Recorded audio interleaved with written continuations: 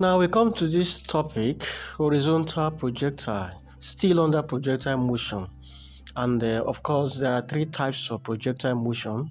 The vertical projectile, that's the case where body is projected vertically upwards, or it's a case where body is dropped from rest and that body falls vertically downward. We also have the inclined projectile, a case where body is projected at an angle theta degrees to the horizontal with an initial velocity u. And then horizontal projectile, which we are going to consider in these video lessons. And in my previous video lessons, I have done very extensive analysis and also solved very tactical questions on both vertical and inclined projectiles.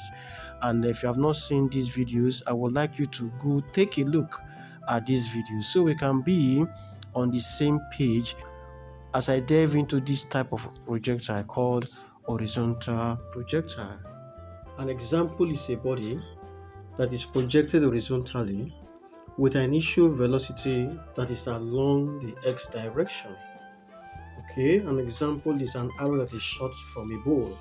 Of course, you notice that it's a common observation that when an arrow is shot like this, even though it is positioned in such a way that it is fired horizontally, after traveling for some time, you notice the arrow curving this way until it hits the ground somewhere here.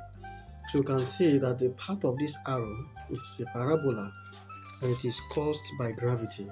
We have other examples of horizontal projectile: a bullet that is fired from a gun and a fighter jet that is used to bomb a target. Now, in this example, I'm going to be looking at this case where the body is projected from the top of a tall building. It will be from the top of a tower or from the top of a cliff, depending on the environment of the question. Okay, so you can see my object here projected with an initial velocity ux. Ux has the direction along the x-axis, and you can see the path that is taken by the projectile or by the body. We'll call this a trajectory or a parabola. Okay, that's the path taken, and you can see two different points of the particle along the path. One of them is at point A. Let's say t seconds later, at time t1, the particle is at point A. At time t2, it is at point B. Now, when the body hits the ground at this point, let me call this point Q, you discover that it will have covered or traveled a horizontal distance x, which is called the range of the projectile, and then also it must have covered or fallen a total vertical distance of h, which is the height of the platform. So the motion of this body is also said to be two-dimensional, because while it is falling vertically, it is also covering some horizontal distance, and that distance is maximum and it's called the range when the body strikes this point at point Q. Now we're going to do the analysis. Look at point A. Let's see the position of this body. Now from the foot of the body, a line is drawn to the x-axis, and at this point, let me call this point P, the body has covered a horizontal distance x. Let me use a lowercase letter x here to denote the horizontal distance covered by this body at point P, and it has fallen a vertical distance. If I trace this to the vertical axis, it has fallen a vertical distance. Let me call that y when the body is at point A. The same thing applies when it gets to point B. Okay, let's say at the point where this body is projected, let me call that point O. Okay, at point O, we can define the initial velocity of this body. What is the initial velocity?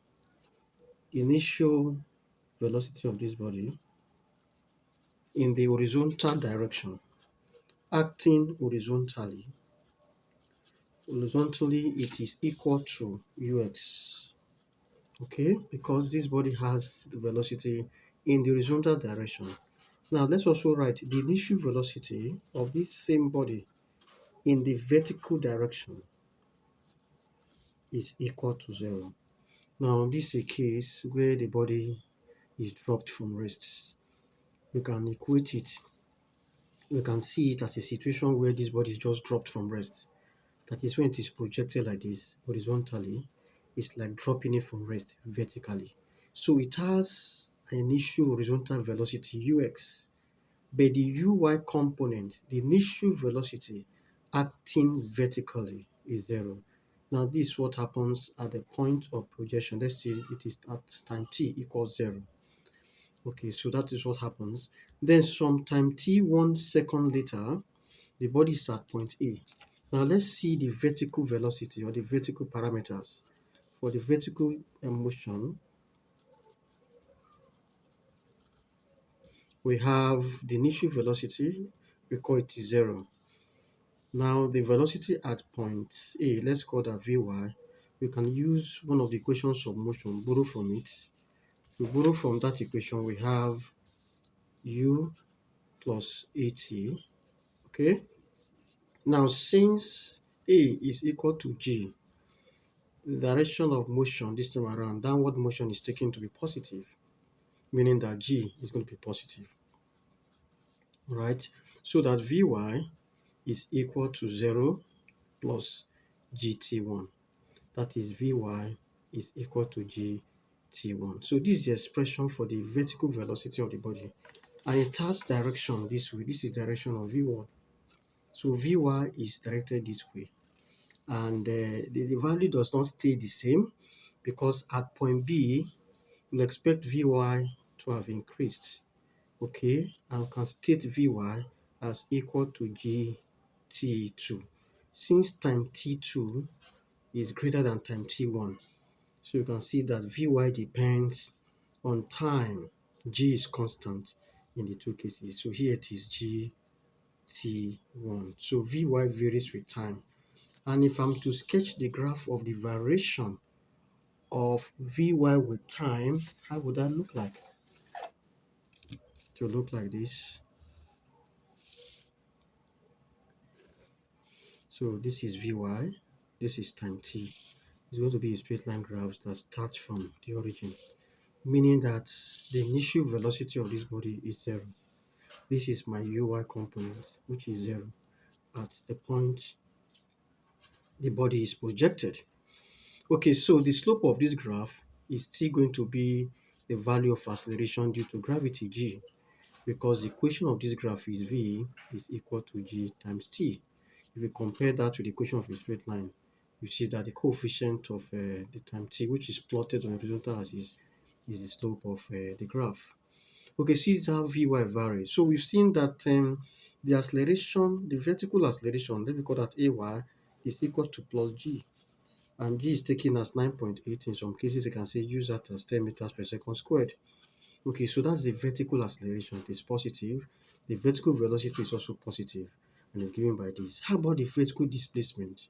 Because after some time t, let's say the body at point A, it has fallen down a vertical distance of y. What's the expression? What's the equation? How do I determine the vertical distance falling at point A?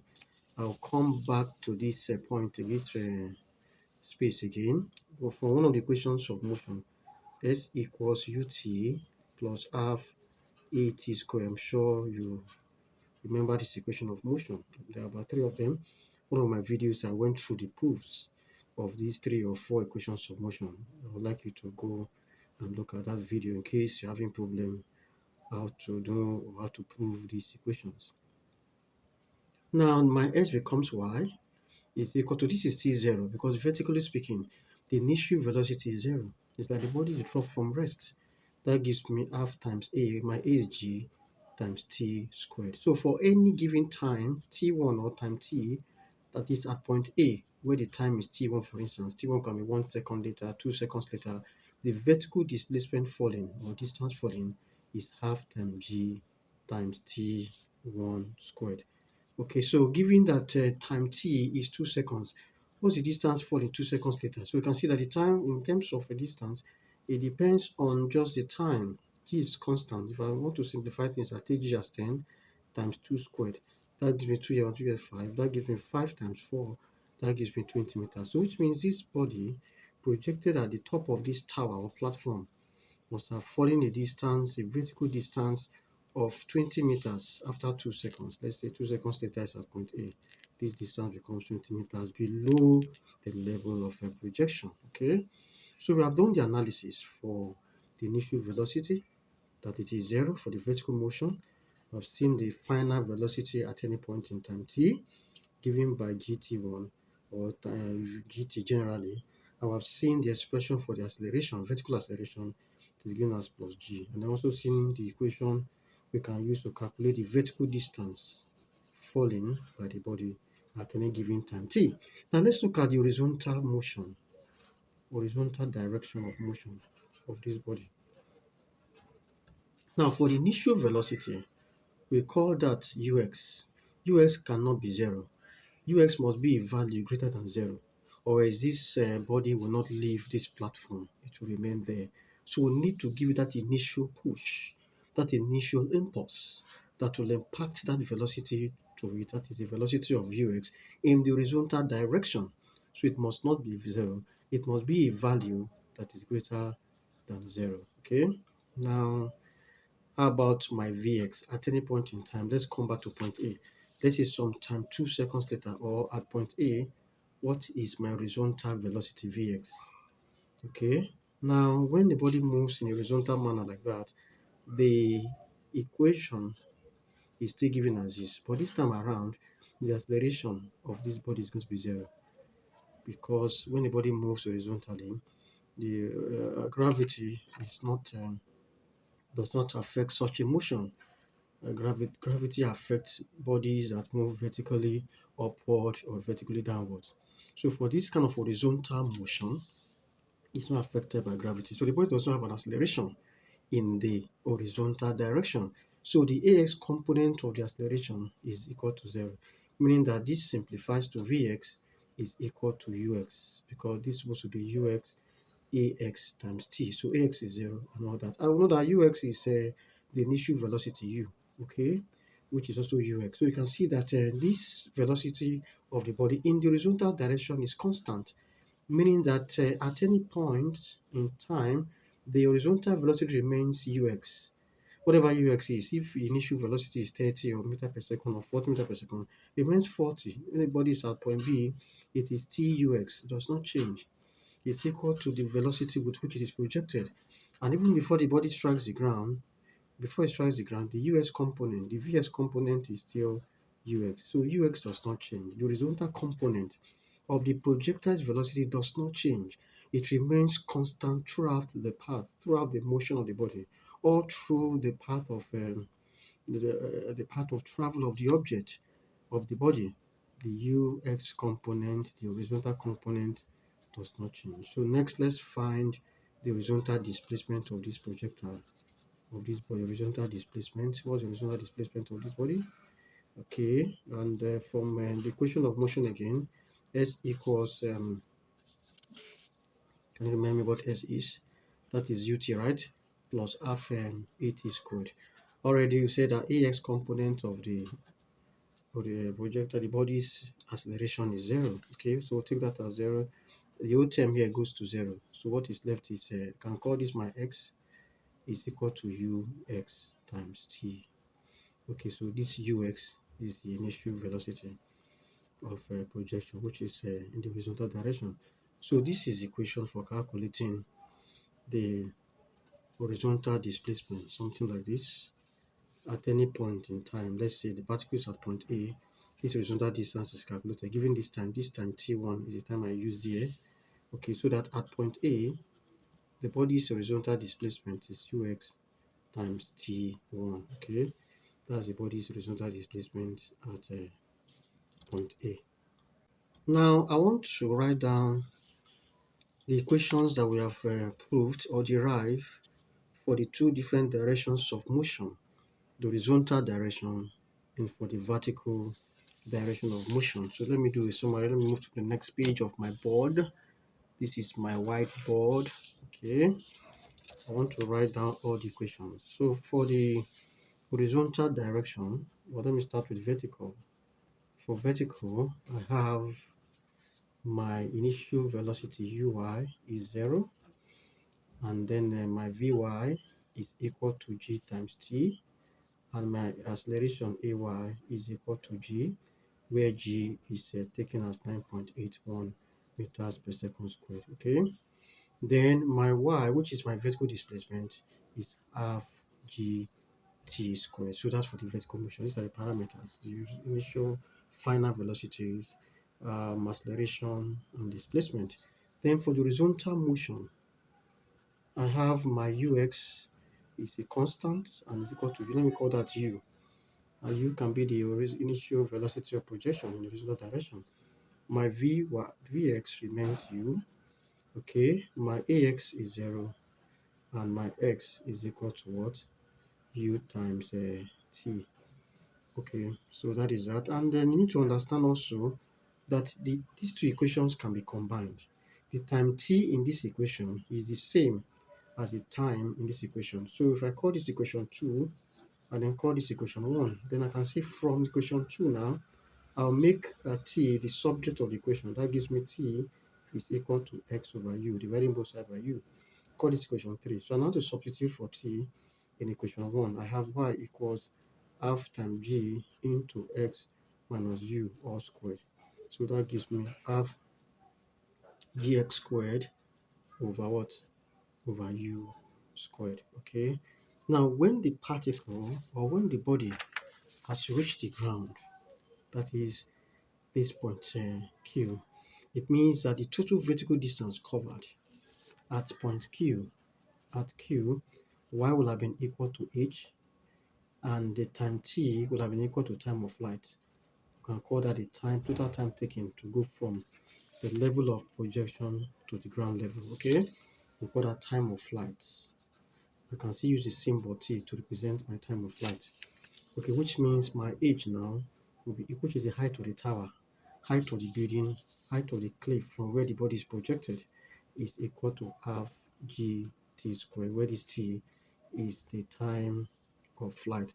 And in that case, the range, capital X, or so uppercase letter X will give me u times what? T. These two times again are the same. And from this equation, I can also have h is equal to half g x squared over u squared. Now I can rearrange this equation to give me h is equal to what? Half times g over u squared times x squared. Now, this half g and u squared for a particular projection, all these terms are constant. All these terms are equal to constant. Let me put it as constant a, which means h is equal to what? A times what?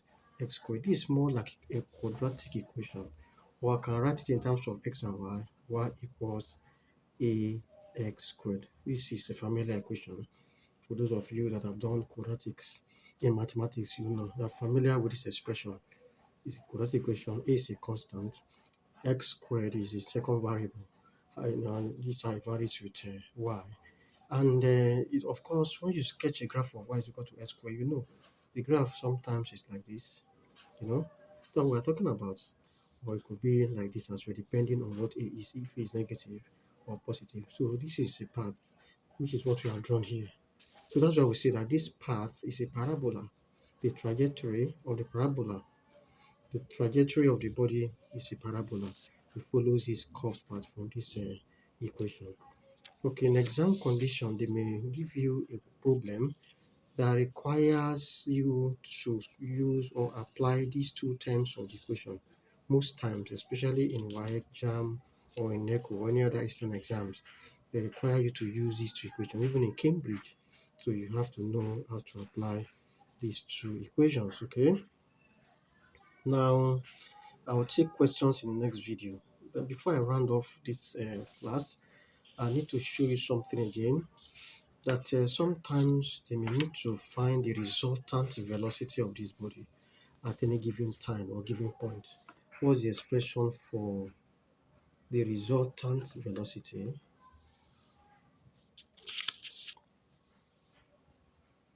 The resultant velocity, let's call that v, at any time t.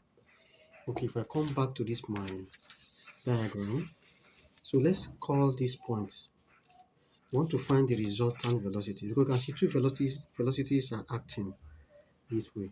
So what's the resultant? Let me call the resultant velocity v. So the resultant velocity will going to be the algebra, because velocity is a vector. It's going to be the vector sum of the two velocities. Okay, vector sum of the two velocities. So I have v squared is equal to v. Let me call that vy squared plus some can use symbols like vh and vv and vx squared. The two directions are at right angles, they are orthogonal.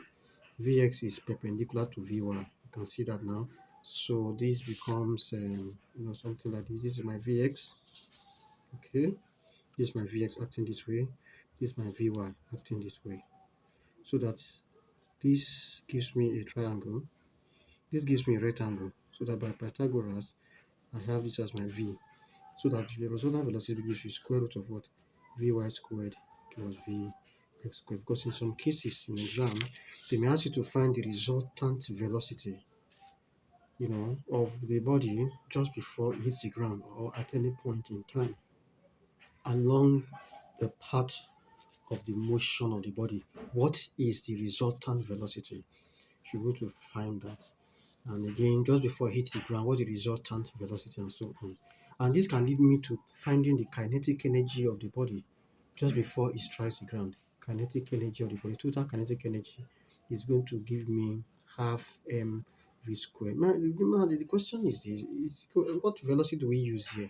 Is this our vs component or vi component or this? The kinetic energy at any point in time, the total kinetic energy is this, where this v is the resultant velocity of the body. Resultant velocity of the body, that's the v. And sometimes it can ask you to find the potential energy. The potential energy of the body just before it hits the ground is the same thing as the formula we use for calculating potential energy, mgh, but this height becomes the vertical height, which can also be the height of the platform, the height of the tower from which the body is projected. In case you have to find the potential difference, potential energy, in case you have to find the potential energy of the body just before it strikes the ground, that is this, and they will have mg times h, that gives the height of the platform. So that the total energy, you can also find total energy of the body because it's a mechanical system. Total energy of the body may be either you use the total ke or you use mgh plus half mvx squared. Okay, that's the total energy of the body before it strikes the ground. Or we resolve this and find, using this equation, we find the resultant velocity and then use that to find the total energy of the body just before the body hits the ground. Okay, we shall take some questions in the next video.